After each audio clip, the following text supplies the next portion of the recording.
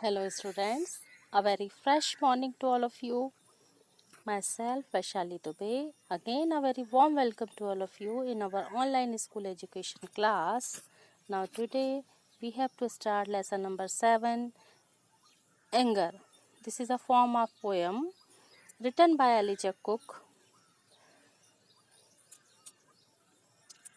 Elijah Cook was an English author and poet associated with the cheeriest movement. She was born 24 December 1818, London, United Kingdom.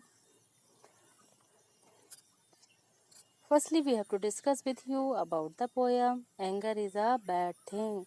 ANGER, anger means होता है क्रोध. Bad यानी बुरा, thing यानी वस्तु, क्रोध बुरी वस्तु है.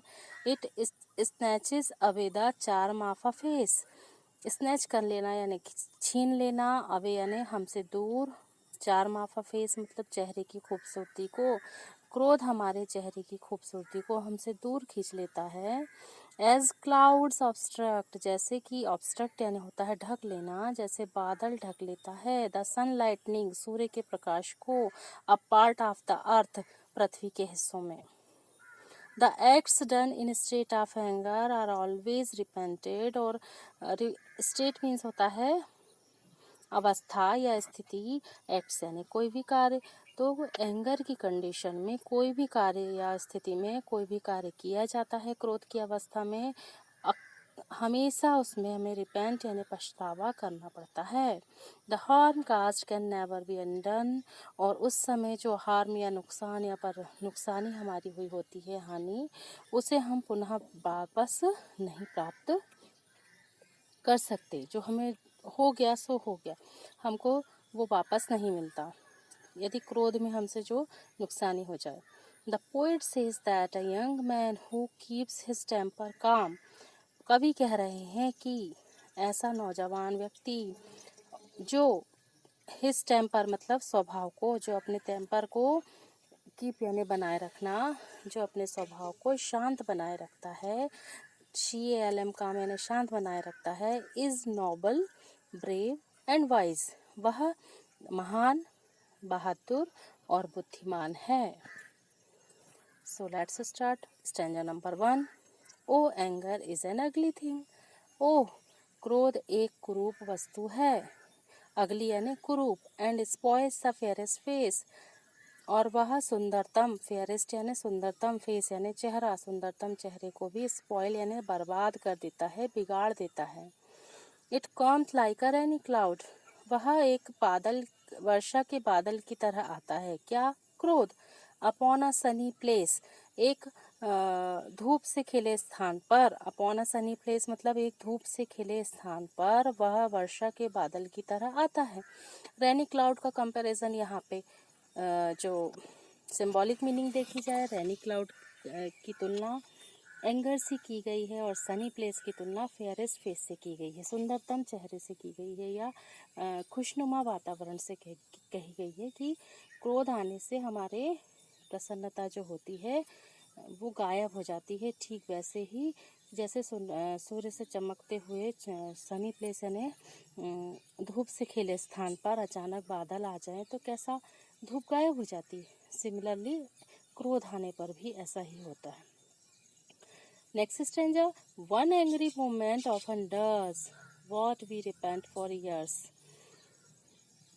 एक क्रोधपूर्ण क्षण प्राय ऐसा करता है. वन एंग्री मोमेंट, मोमेंट यानी क्षण, एक क्रोधपूर्ण क्षण, प्राय ऑफन यानी हमेशा, प्राय ऐसा करता है. क्या करता है? What we repent for years, जिसके लिए हम वर्षों पछताते हैं. फॉर ईयर्स मतलब वर्षों. It works the wrong we never make right. और वह ऐसा गलत कार्य करता है जिसे हम कभी, इट वर्क्स द रॉन्ग, वह क्या करता है? ऐसा रॉन्ग यानी गलत, ऐसा गलत कार्य करता है जिसे हम कभी भी नेवर मेक राइट, जिसे हम कभी सही नहीं बना सकते. बाय सॉरो और बाय टीयर्स, या तो हम उसको दुख को प्रकट करके या आंसुओं से भी हम उसे सही नहीं कर सकते। कहने का मतलब है कि वह ऐसा गलत कार्य करता है जिसे हम कभी दुख प्रकट करके या आंसुओं से भी सही नहीं कर सकते। Next stanza, the hand of peace is Frank and warm. Hand of peace मतलब शांति का हाथ। अब शांति का हाथ मतलब कौन? उस व्यक्ति की यहाँ पे कंपैरेटिवली बात की जा रही है जो व्यक्ति शांत है। शांत व्यक्ति के विषय में यहाँ पर जाओ। The hand of peace is Frank and warm मतलब शांति का हाथ सरल और वार्म यानी कुनकुना, हल्का सा खुशनुमा। वो फ्रैंक यानी कैसा? सरल, सादगीपूर्ण। और वार्म यानी कि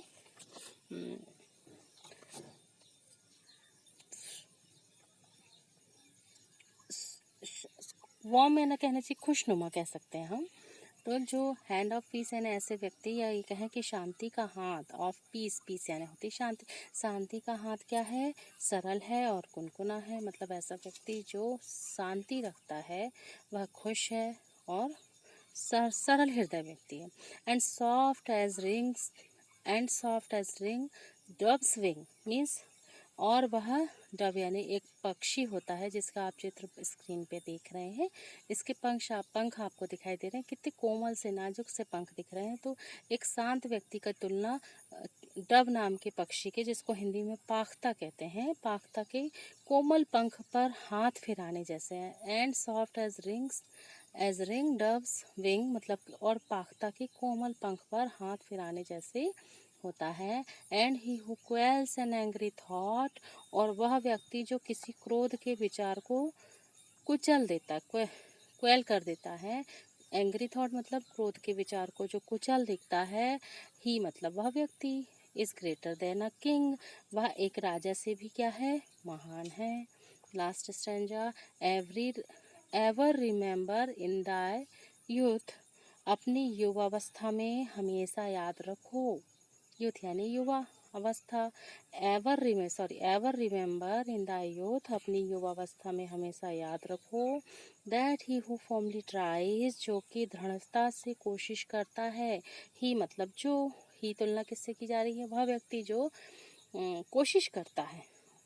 फर्मली यानी दृढ़ता से, ट्राइज यानी कोशिश करना, कि जो दृढ़ता से कोशिश करता है। To conquer and to rule himself, खुद को जीतने व स्वयं पर शासन। कॉन्कर यानी खुद को जीतना और रूल हिमसेल्फ यानी स्वयं पर शासन करने की। Is noble, brave and wise, वह महान है, बहादुर है और बुद्धिमान है। That's all of this poem. Now we have discussed glossary words of this lesson. First one is anger. Anger means the strong feeling that you have when something has happened that you think is bad and unfair, means कह सकते हैं क्रोध। UGLY ugly, unpleasant to look means कुरूप, बदसूरत। SPOIL spoil, to change something good into something bad। unpleasant, to make something useless means इसको हम कह सकते हैं बिगाड़ना, स्पॉइल करना, बिगाड़ना, बर्बाद करना। FAIR फेयर मीन्स ब्यूटीफुल, सुंदर। COMETH कम्थ, ये वर्ब है, ओल्ड लिटरेरी यूज वर्ड है जिसका मीनिंग होता है कम्स यानी आना या आता है। रिपेंट, REPENT रिपेंट, यह भी वर्ब है, to feel and show that you are sorry for something bad और wrong that you have done means पछताना। इसको हम क्या कह सकते हैं हिंदी में? पछताना। Next word peace, PEACE, peace the state of being calm and quiet, जिसको हम शांत क्या कह सकते हैं? जिसे हम शांति कहते हैं। DOVE डव, नाउन वर्ड है, a word of the pigeon family. The white dove is often use as a symbol of peace, एक प्रकार का पक्षी जो शांति का प्रतीक माना जाता है। QUELL क्वेल वर्ब वर्ड है, टू स्टॉप और रिड्यूस स्ट्रांग और unpleasant feelings. Unpleasant feeling means कुचलना कहना, दबाना। THY दाय ओल्ड यूज वर्ड है जिसका मीनिंग यूअर मतलब तुम्हारा, FIRML फॉर्मली। एडजेक्टिव वर्ड है इन अ स्ट्रॉन्ग और डेफिनेट वे जिसको हम कह सकते हैं दृढ़ता। कॉन्क्योर CONQUER कॉन्क्योर वर्ड है to succeed in dealing with और कंट्रोलिंग समथिंग, विन। कंक्योर यानी होता है विजय पाना या जीतना। Next word noble, NOVLE noble adjective word है having fine personal qualities that people admire, such are courage, honesty and care for others. Mean इतनी सारे इसके डिफरेंट डिफरेंट डेफिनेशन यहाँ दे दी गई है। नोबल का एक ओवरऑल मीनिंग देखिए, नोबल यानी महान, जिसमें इतनी सारी क्या हो क्वालिटीज़ हों। वह करेज, उसमें सच एज ए करेज मतलब ऐसी क्वालिटीज जिसमें करेज यानी साहस हो, ऑनेस्टी यानी ईमानदारी हो, एंड केयर फॉर अदर्स यानी जो दूसरों की परवाह भी करे, ऐसा व्यक्ति नोबल कहलाता है, महान कहलाता है।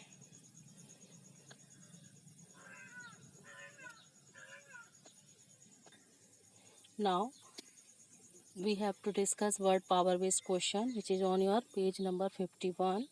Question number A, write rhyming words for these words from the poem. नीचे दिए गए जो शब्द हैं उन शब्दों के राइमिंग वर्ड हमको कविता से ढांट छूट छांट करके लिखना है। फर्स्ट वर्ड लिखा है FACE, फेस। राइमिंग क्या होता है?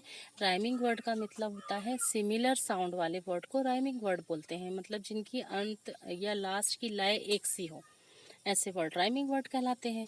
तो फेस का राइमिंग वर्ड हमने पोयम में खोजा तो वह निकला place, PLACE। Next YEARS, years का राइमिंग वर्ड हमने खोजा तो वह निकला टीयर्स, ईयर्स यानी वर्ष और टीयर्स यानी आंसू। फेस यानी चेहरा, प्लेस यानी जगह। देखिए राइमिंग वर्ड में मीनिंग जस्ट चेंज हो जाती है, केवल उनके जो सिमिलर साउंड हैं, इस टाइप के साउंड जो होते हैं वो सिमिलरली आते हैं। Third one is wing, WING wing, KING king, wing यानी पंख, किंग यानी राजा। ट्राइज का राइमिंग वर्ड हमने ढूंढा वाइज, ट्राइज यानी कोशिश, वाइज यानी बुद्धिमान। Question number B, match the following words with their synonyms. Synonyms किसे कहते हैं?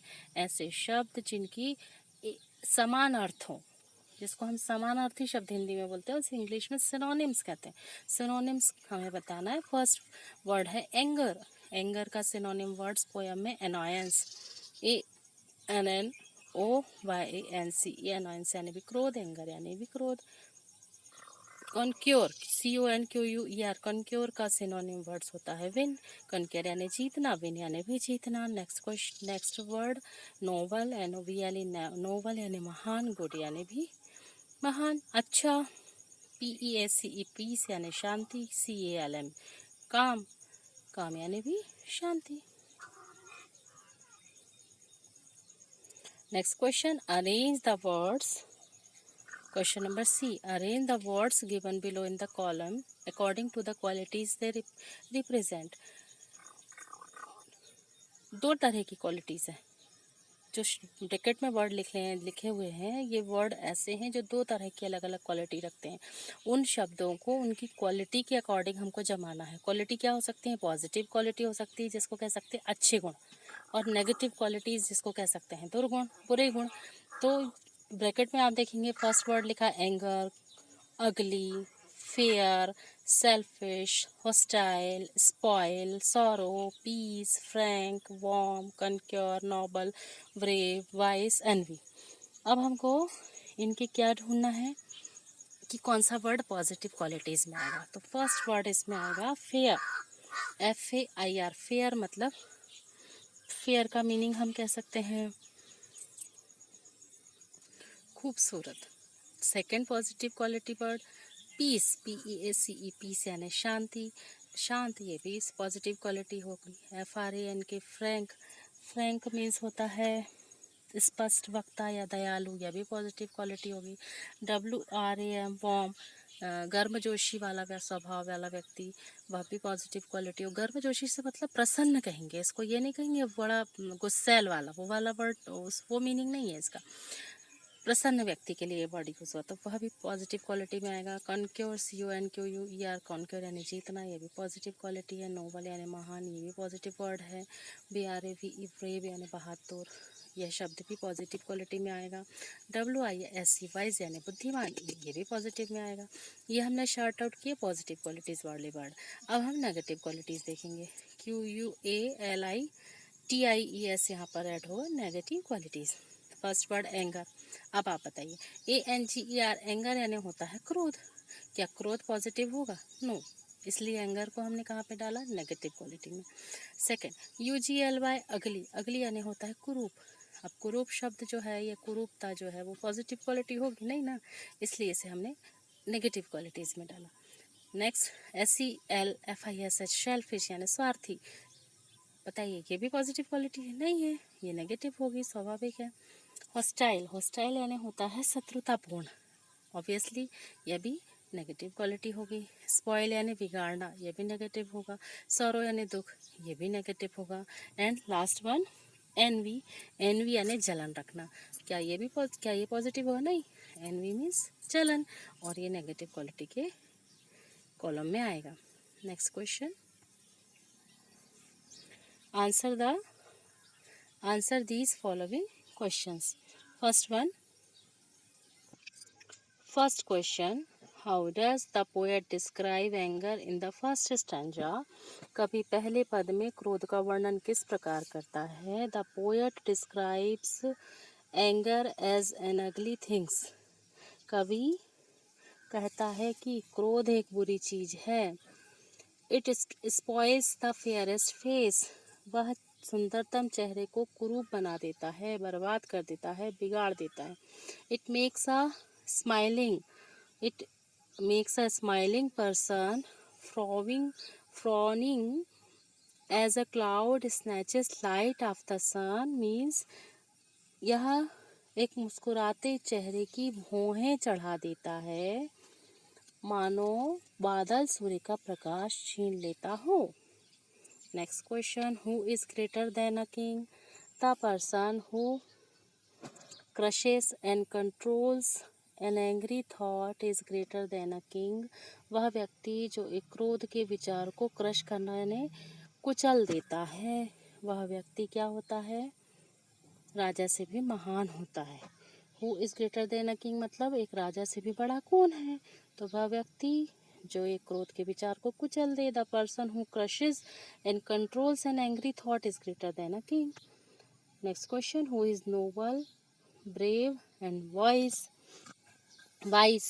महान, बहादुर और बुद्धिमान कौन है? आंसर, ही हु, यहाँ पर ही जुड़ेगा, ही कॉमा लगाएंगे आप, फिर लिखेंगे who. He who formally tries to conquer and rules himself, या हु हम यहाँ से भी शुरू कर सकते हैं कि जो अपने आप पर नियंत्रण रखता है, और रूल हिमसेल्फ यानी जो अपने आप पर शासन करता है, is noble, brave and wise, वही महान, बहादुर और बुद्धिमान है। Describe anger is in your own words, क्रोध को अपने शब्दों में वर्णित करना है। Answer is, when a person has strong feelings, when a person has strong feelings that something has happened that he think is bad, unfair, he is said to be in a state of anger. Next question, give 3 characteristics of peace. शांति के 3 गुण बताइए। frankness, warmth and softness, सरलता, स्नेहपूर्ण भावना और कोमलता, ये 3 qualities piece की होती हैं। Question number B, answer these questions 3 or 4 sentences. First one is, what are the disadvantages of being angry? Describe, क्रोध से कौन कौन सी हानियां हैं, वर्णन करो। Anger makes the fairest face ugly, क्रोध सुंदर चेहरे को कुरूप बनाता है। It makes you repent for years, यह तुम्हें वर्षों पछताने पर मजबूर कर देता है। It makes us to do wrong that can never be made right by sorrow और बाय टीयर्स, मीन्स वह ऐसे गलत कार्य करवा देता है जिन्हें तुम दुख या आंसुओं के द्वारा भी ठीक नहीं कर सकते। Next question, why do we repent for a long time, हम लंबे समय तक क्यों पछताते हैं। रिपेंट यानी पछताना। We hurt others by our anger, हम अपने क्रोध द्वारा दूसरों को चोट पहुंचाते हैं।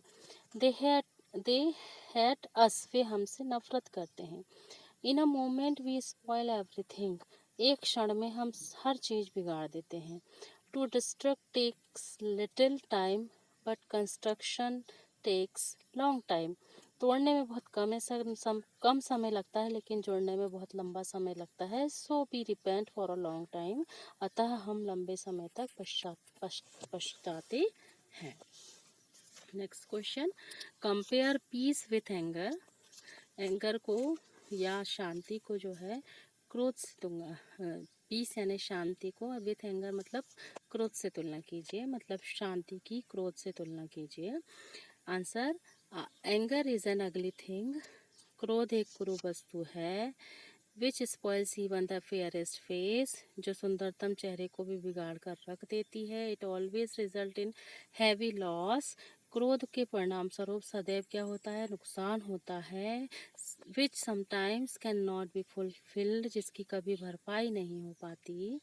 Piece on the other hand, दूसरी तरफ शांति, ऑन द अदर हैंड मतलब दूसरी तरफ शांति, इज कैरेक्टराइज्ड बाय फ्रैंकनेस, जिसमें सरलता, एंड वार्मथ और स्नेहपूर्ण भावना विद्यमान है। It saves us from doing harm to our selves, हमें अपना और दूसरों का नुकसान करने से ये हमको क्या करती है, मदद करती है। It saves us from doing harm to our selves and that to others, जो हमें अपना और दूसरों का नुकसान करने से रोकती है। Next question, how can anger be conquered, क्रोध पर विजय कैसे पाई जा सकती है। It is not easy to conquer anger, क्रोध पर विजय पाना आसान नहीं है। It is very strong feeling, यह मनुष्य को जो है एक बड़ी कड़ी भावना है, अंदर की भावना। It is a very strong feeling कहना चाहिए। It compels a man to show itself, यह मनुष्य को उसको बाहर लाने पर मजबूर कर देता है। इट मेक्स ग्रेट हार्म, और यह बहुत नुकसान पहुंचाता है। Only a person of self control, केवल वही व्यक्ति क्रोध पर पा सकता है। Self control and self ruling can conquer anger, केवल वही व्यक्ति क्रोध पर विजय पा सकता है जो स्वयं के अनुशासन और नियंत्रण में रख सकता है ना।